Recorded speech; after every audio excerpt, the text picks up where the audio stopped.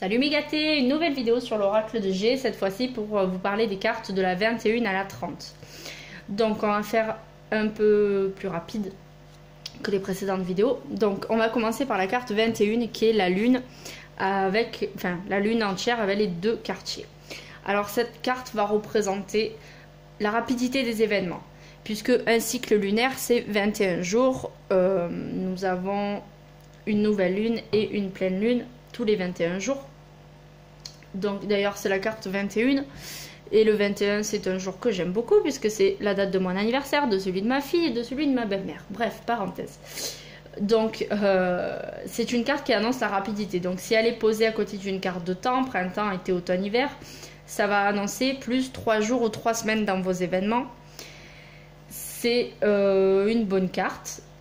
Elle peut aussi parler du caractère d'une personne ou d'une relation. Donc si elle sort dans le domaine affectif ou près d'une personne, cela peut annoncer une personne romantique, un peu lunaire aussi, qui a un peu la tête dans les nuages, qui est très fleur bleue. Donc voilà, c'est une carte qui est très mignonne, que j'aime beaucoup et qui va surtout annoncer avec une carte temps de la rapidité, à contrario de l'escargot qui va annoncer une lenteur. Donc ça va vous permettre de mettre un peu plus de précision dans le temps que vont prendre les événements. Ensuite, nous avons la carte de la bougie. Alors la carte de la bougie, elle va représenter, un peu comme le foyer, la flamme qui brille. Alors elle est bien sûr moins intense que le foyer, mais elle va briller plus longtemps. C'est une carte qui n'a besoin de rien, la bougie, c'est une qui est allumée, c'est une flamme qui n'a besoin de rien. Le feu, nous avons besoin de l'alimenter par du bois pour qu'il brûle. La bougie, une fois que la mèche est allumée, elle se consume toute seule. Donc elle va brûler lentement, elle va dégager une chaleur faible mais constante. C'est une très jolie carte aussi que j'aime beaucoup, qui peut aussi parler de l'ésotérisme. En fait, elle peut parler du côté un peu obscur des choses. Si vous avez des dons, voilà, elle peut aussi parler de dons.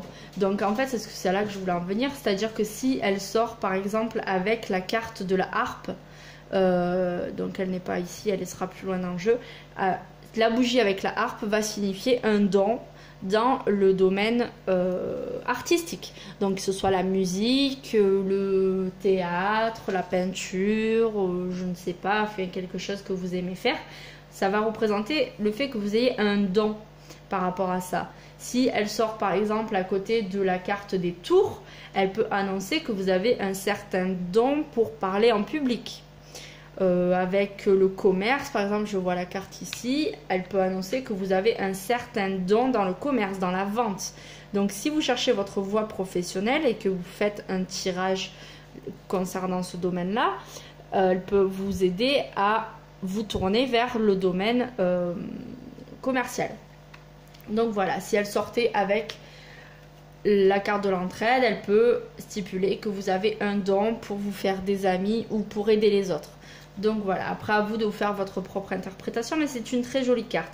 Donc qui symbolise ou le fait que votre relation, votre travail va tranquillement mais sûrement, voilà, même si c'est pas quelque chose d'intense, une flamme très intense, c'est une flamme qui est là, chaleureuse, qui est agréable.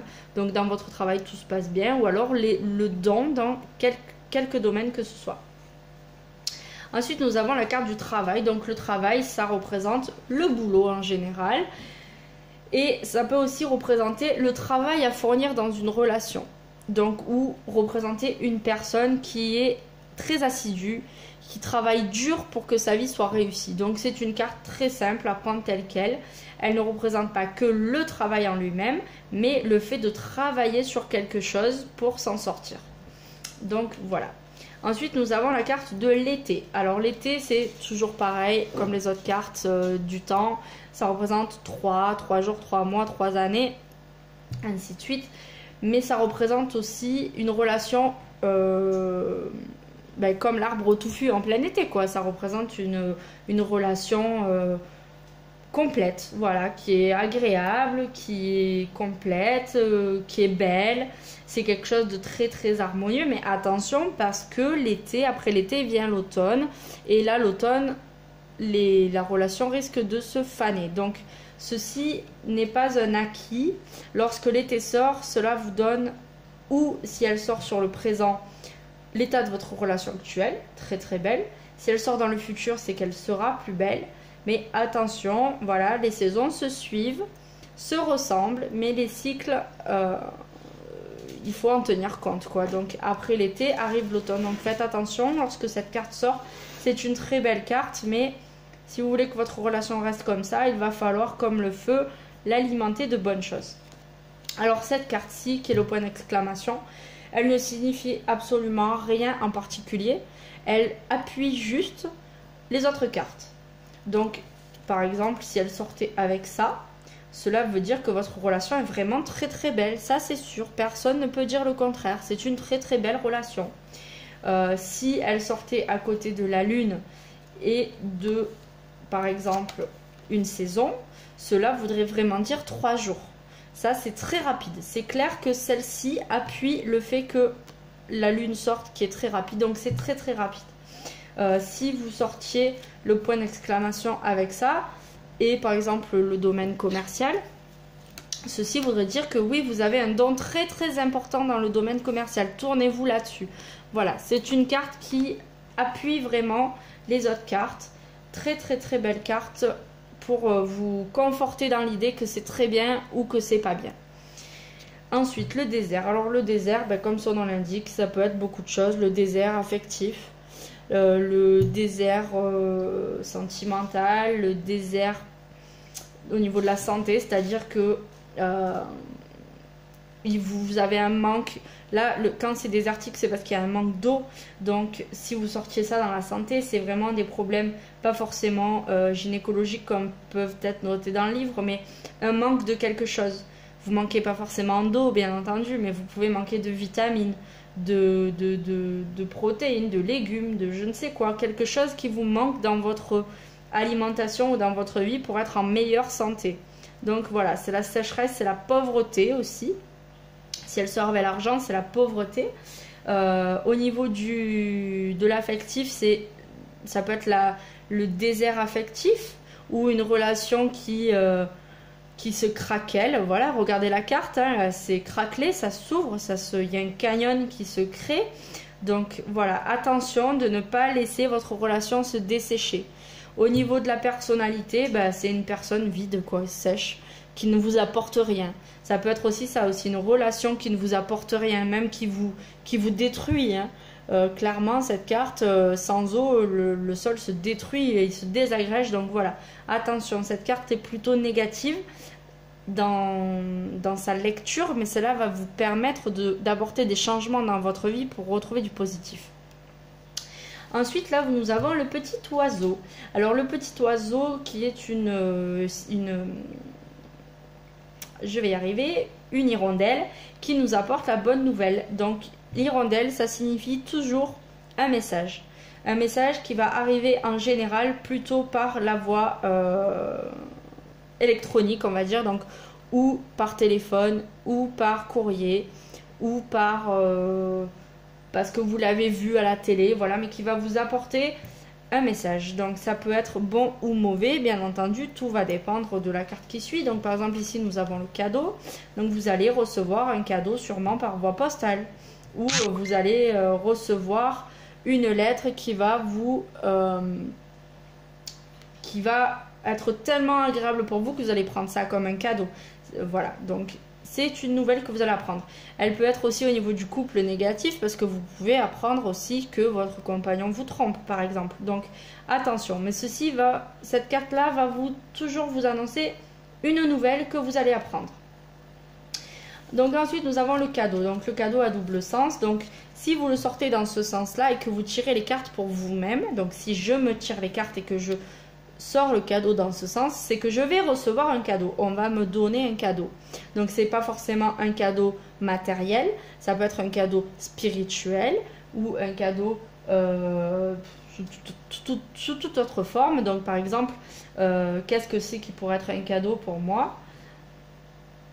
Par exemple, je sais pas, apprendre que mon frère a eu son permis.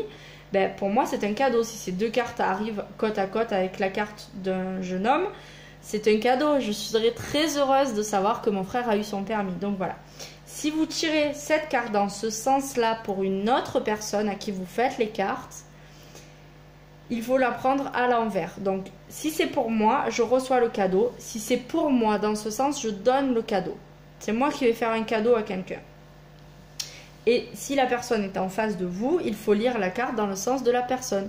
Donc, je tire la carte comme ça, et la personne est en face. Cette personne va recevoir, va donner un cadeau. Si elle sort dans ce sens-ci, cette personne va recevoir le cadeau. Voilà, c'est toujours dans le sens de la personne à qui on fait les cartes, à nous ou à quelqu'un d'autre.